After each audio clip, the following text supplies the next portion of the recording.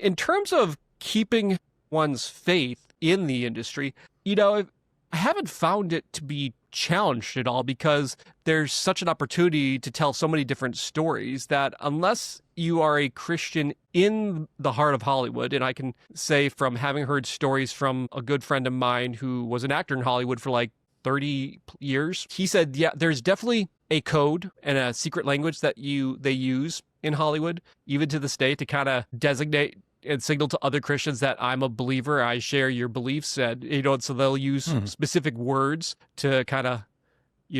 recognize each other.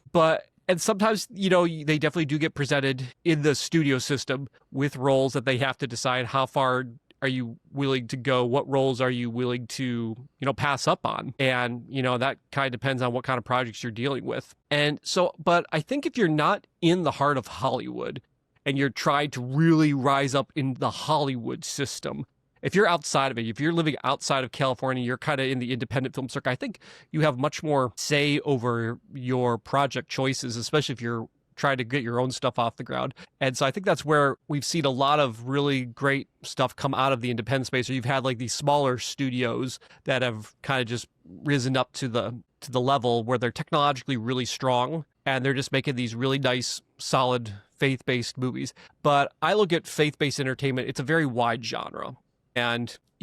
I think, for as extreme as Hollywood goes to one side, I think we also have our extreme side that we go to as well. And so, and then, you run the risk of isolating yourself where you're only preaching to the church audience. And I think that's one of the interesting challenges of balance that our side of the industry, we have to kind of